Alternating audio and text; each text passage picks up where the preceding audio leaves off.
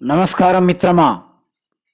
మానవాళిని ప్రభావితం చేసిన మహనీయులు అనే ఈ శ్రేణిలో ఈరోజు మనం తెలుసుకోబోతున్నది ప్రపంచ చరిత్రలో ప్రశ్నలతో ఆలోచనలను మేల్కొల్పిన మహానుభావుడు గ్రీక్ తాత్వికుడు సోక్రటీస్ గురించి. సోక్రటీస్ క్రీస్తు పూర్వం 470 ప్రాంతంలో గ్రీస్లోని ఏథెన్స్ అనే పట్టణంలో జన్మించాడు. తండ్రి శిల్పి, తల్లి దాత్రి. సాధారణ కుటుంబంలో పుట్టిన అతని ఆలోచనల వల్లే ప్రపంచ తత్వశాస్త్రానికి కొత్త మార్గం ఏర్పడింది. అతను ఎప్పుడూ బహిరంగ ప్రదేశాల్లో తిరుగుతూ ప్రజలతో చర్చలు చేస్తూ ఉండేవాడు. ఓ పాఠశాలలో కానీ కోటలో కానీ కాదు, కానీ బజార్లలో, వీధుల్లో, దేవాలయాల దగ్గర ప్రజలతో మాట్లాడడం, ప్రశ్నించడం అతని పద్ధతి.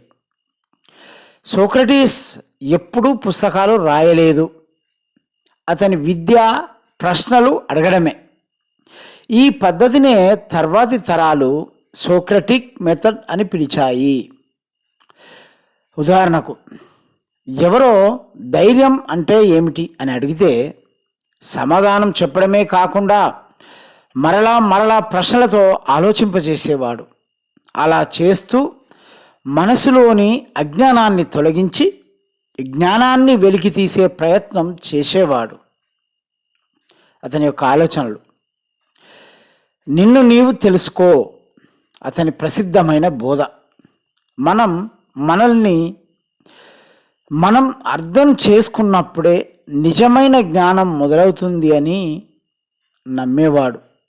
ధర్మమే గొప్ప సంపద. ఆస్తి, అధికారం, కీర్తి అన్నింటికంటే నీతిబద్ధమైన జీవనం ముఖ్యమని చెప్పాడు. ప్రశ్నించే హక్కు.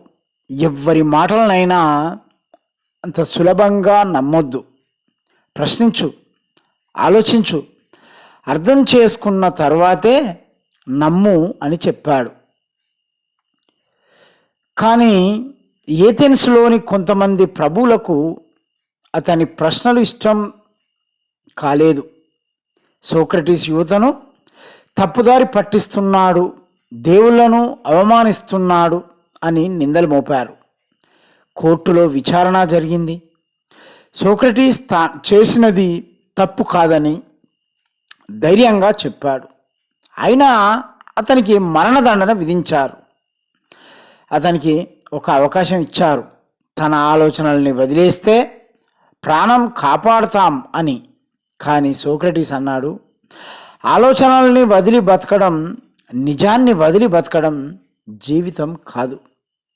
అతను హేమ్లాక్ అనే విషపానీయం తాగి శిష్యుల ముందు ప్రశాంతంగా మరణించాడు.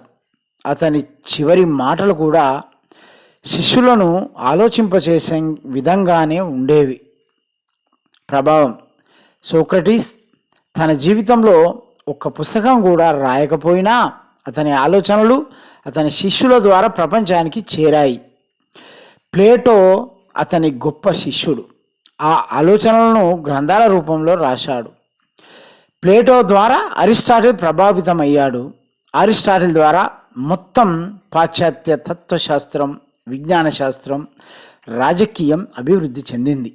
అందువల్ల సోక్రటీస్ లేకపోతే నేటి ప్రపంచ ఆలోచన విధానం అనేదే ఉండేది కాదు అని చరిత్రకారులు చెబుతున్నారు. సోక్రటీస్ జీవితం మనకు చెబుతున్న పాఠం. ప్రశ్నించడం పాపం కాదు, ప్రశ్నించకుండా అజ్ఞానంలో ఉండడమే పాపం. ధర్మం కోసం నిలబడి ధైర్యమే నిజమైన గొప్పతనం.